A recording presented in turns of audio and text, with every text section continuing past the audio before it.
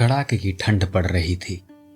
मुल्ला नसीरुद्दीन के गांव में पत्तों पर ओस की बूंदें जमकर बर्फ की शक्ल में तब्दील होने लगी थी।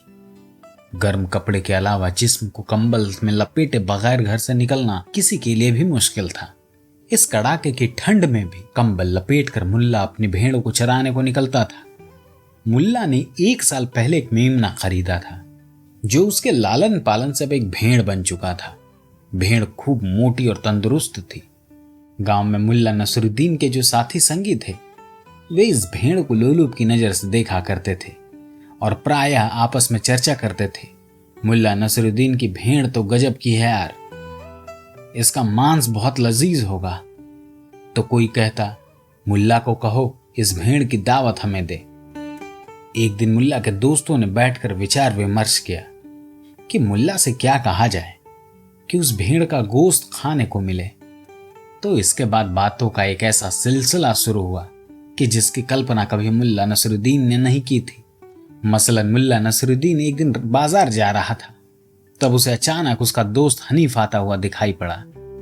हनीफ रास्ते में उसे देखकर रुक गया और जब मुल्ला नसरुद्दीन उसके पास पहुंचा तो हनीफ ने उसे टोका कि सुनो भाई नसीर, तुम्हें पता चला 21 तारीख को ठंड के कारण धरती सिकुड़ जाएगी, जिससे ऐसा जलजला पैदा होगा कि दुनिया खत्म हो जाएगी।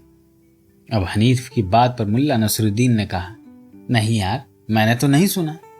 अगर यह बात है तो यह तुमसे किसने कही? तो हनीफ ने जवाब दिया कि अरे वही मौलाना जावेद जो मदरसे में विज्ञान की बातें समझाते हैं।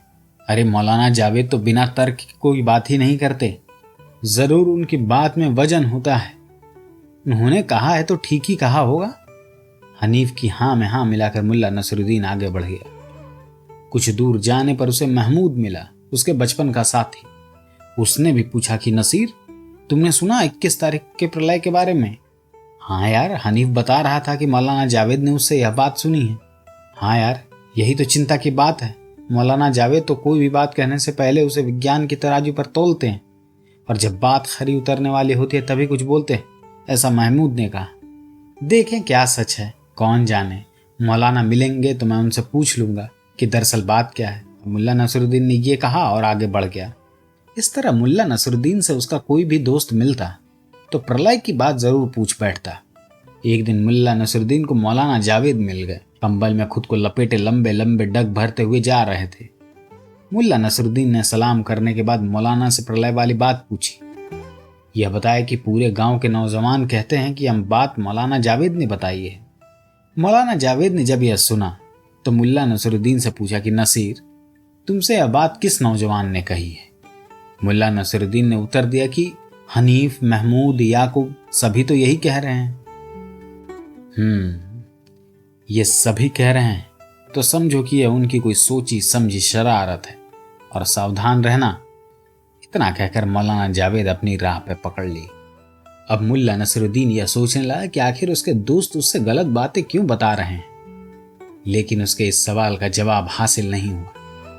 प्रलय वाली बात का सिलसिला जारी रहा और मुल्ला नसरुद्दीन ऐसा बना रहा जैसे मौलाना जावेद से उसकी कोई बात ही नहीं हुई, मुलाकात ही नहीं हुई। इस तरह 20 तारीख आ गया। मुल्ला नसरुद्दीन के सभी साथी उसके घर पहुंचे और उससे कहने लगे कि यार नसीर, हम लोगों को भेड़ का गोश्त खाने की बड़ी इच्छा है। कल प्रलय का दिन है, सारी धरती जलजले का शिकार हो जाएगी, हमारे बचे रहने का कोई कारण नहीं होगा। ऐसे में महज भेड़ के गोश्त के लिए हमारी रूह भटके, ऐसा तो तू भी नहीं चाहेगा यार। तुम्हारे पास भी भेड़ है, बस तू हम सब की तमन्ना पूरी कर दे। हम सब मिलकर दुआ करेंगे कि तू प्रलय के बाद भी जिंदा रहे। अब दोस्तों की बात सुनकर मुल्ला नसरुद्दीन मन ही मन मुस्कुराया और सोचा, भेड़ तो एक दिन कुर्बान होनी ही है, आज दोस्तों के नाम ही सही। इसके बाद उसने कहा कि ठीक है दोस्तों, हम लोग भेड़ नदी किनारे ले चलते हैं, इसे वहीं ज़बाह करेंगे और बनाएंगे, खाएंगे, मस्ती करेंगे। सभी दोस्त खुश हो गए। भेड़ लेकर सब के सब कंबल में लिपटे नदी के किनारे चल पड़े। नदी के किनारे पहुंचकर भेड़ को ज़बाह किया, खाल उतारी, फिर गोश्त पकाया।